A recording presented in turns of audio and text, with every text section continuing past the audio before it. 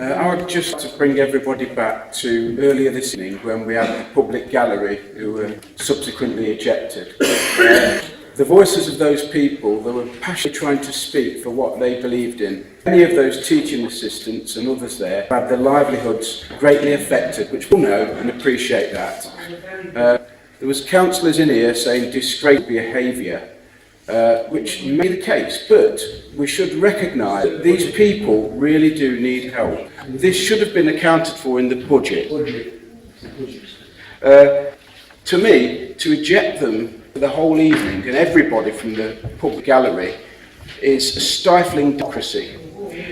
And there was many councillors in here that looked very pleased when everybody got ejected for the rest of the evening, because know that now they're not being seen for what they're saying or doing.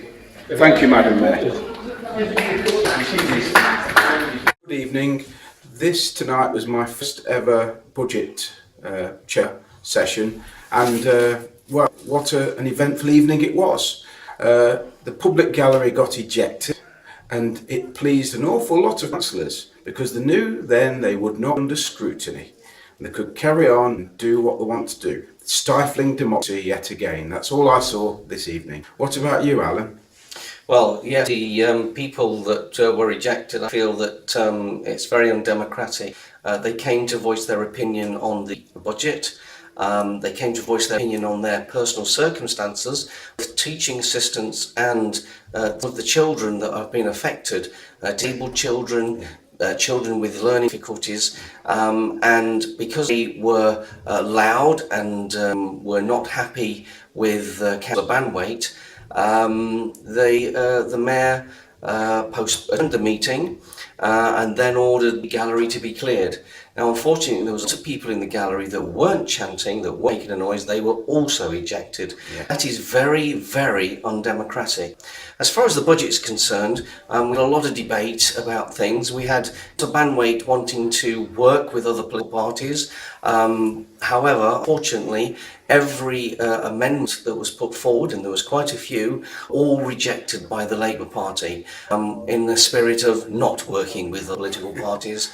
I found the budget very woolly, and unfortunately it's based on sand and will leave residents paying more, nearly 5% more on council tax. Will be, and I'm absolutely certain that throughout the next year, what will happen is there will be a lot of underspends, a lot of savings that weren't expected, and so therefore some of the things that they could have done haven't done and haven't been allowed to be done. I think it was a very, very difficult meeting this evening. Yes, I agree entirely, really. Disappointing. Labour, for what they say, what they do, are two different things. The way they want to work with the other parties, including ourselves, and then at every turn, even when they're offered amendments to what was being proposed that were reasonable, every single one totally rejected. Very, very disappointing.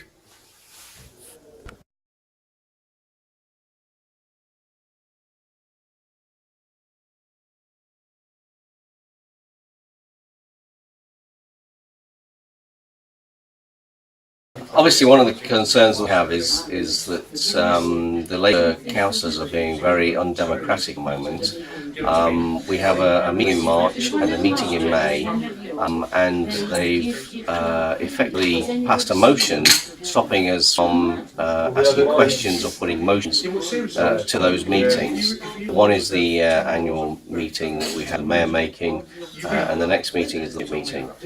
Unfortunately, members of the public won't be able to ask questions. We feel that's very undemocratic. And people won't be able to ask a question until July, which is a long time away.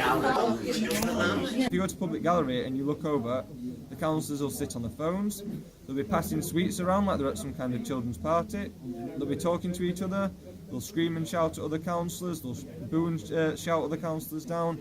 They're not bothered about a debate and a discussion, they're not bothered about really getting what's best for the people of Derby, hearing the opinions of other councillors,